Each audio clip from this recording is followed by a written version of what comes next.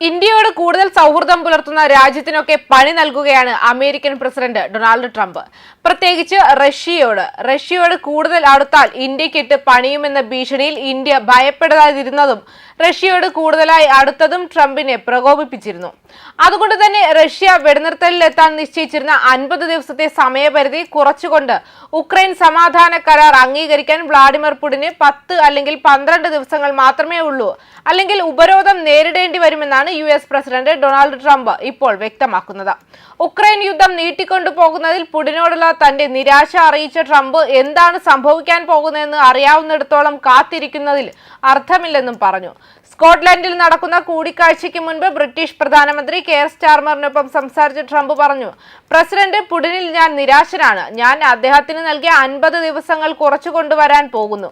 കാരണം എന്താണ് സംഭവിക്കാൻ പോകുന്നതെന്ന് എനിക്കറിയാമെന്ന് ഞാൻ കരുതുന്നു. റഷ്യക്കെതിരായ ദ്വിതീയ തീരുവകളെക്കുറിച്ചുള്ള മുന്നറിയിപ്പ് ട്രംപ് ആവർത്തിച്ചു. ഇന്ന് രാത്രിയോ നാളെയോ ഈ ദിശയിൽ ഔദ്യോഗിക പ്രഖ്യാപനം നടത്തിയേക്കുമെന്ന് പറഞ്ഞതായി BBC റിപ്പോർട്ട് ചെയ്തു.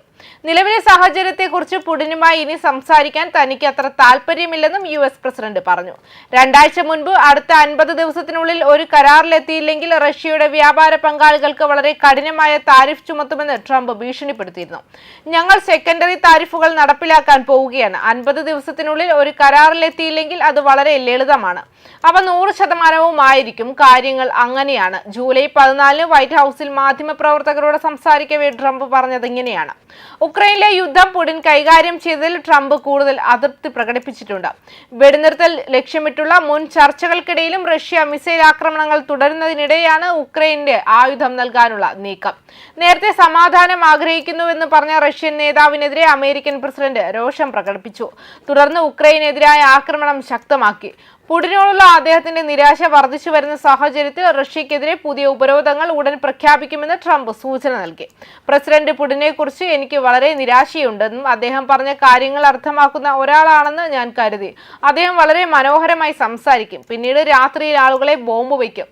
എനിക്കത് ഇഷ്ടമല്ല. റഷ്യക്കെതിരായ യുദ്ധത്തിൽ ഉക്രൈനെ പിന്തുണയ്ക്കാൻ നാറ്റോയ്ക്ക് അമേരിക്ക അയക്കുന്ന ആയുധങ്ങളിൽ പാട്രിയറ്റ് മിസൈൽ സംവിധാനങ്ങളും ബാറ്ററികളും ഉൾപ്പെടും. ജനുവരിയിൽ വൈറ്റ് ഹൌസിൽ തിരിച്ചെത്തിയ ട്രംപ് തന്റെ തിരഞ്ഞെടുപ്പ് പ്രചാരണ വേളയിൽ യുദ്ധം വേഗത്തിൽ അവസാനിപ്പിക്കുമെന്ന് വാഗ്ദാനം ചെയ്തിരുന്നു. സമാധാനത്തെക്കുറിച്ച് സംസാരിച്ചെങ്കിലും ഉക്രൈനിയൻ നഗരങ്ങളെ ആക്രമിക്കുന്നത് തുടർന്നുള്ള പുടിനോടുള്ള വർദ്ധിച്ചു വരുന്ന നിരാശയാണ് തന്റെ മാറ്റത്തിന് പ്രേരിപ്പിച്ചത്. യഥാർത്ഥത്തിൽ ഞങ്ങൾക്ക് 4 തവണ ഒരു കരാർ ഉണ്ടായിരുന്നു. പിന്നെ ആ കരാർ നടക്കില്ല. കാരണം ആ രാത്രിയിൽ ബോംബുകൾ എറിയപ്പെടും. ഞങ്ങൾ ഒരു കരാറും ഉണ്ടാക്കുന്നില്ലെന്ന് നിങ്ങൾ പറയുമെന്നും ട്രംപ് പറഞ്ഞു.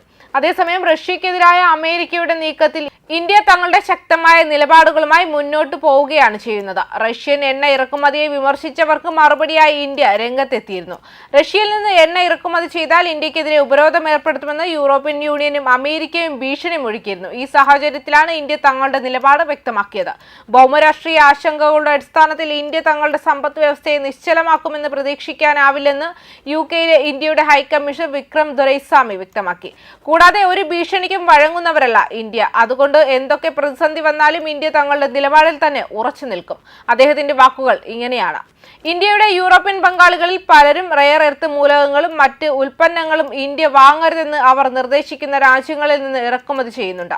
അത് അല്പം വിചിത്രമായ സംഗതിയല്ലേ എന്നും ബ്രിട്ടീഷ് റേഡിയോ സ്ഥാപനമായ ടൈംസ് റേഡിയോയ്ക്ക് നൽകിയ അഭിമുഖത്തിൽ അദ്ദേഹം ചോദിക്കുകയും ചെയ്തു. റഷ്യയും പ്രസിഡന്റ് വ്ളാഡിമിർ പുടിനുമായി ഇന്ത്യക്കുള്ള അടുപ്പത്തെക്കുറിച്ചും അതിനെക്കുറിച്ച് പടിഞ്ഞാറൻ രാജ്യങ്ങളുടെ വിമർശനങ്ങളെക്കുറിച്ചുമുള്ള ചോദ്യത്തിന് മറുപടി നൽകുകയായിരുന്നു വിക്രം. കൂടാതെ ലോകത്തിലെ 3ാമത്തെ വലിയ എണ്ണ ഇറക്കുമതി രാജ്യമാണ് ഇന്ത്യ.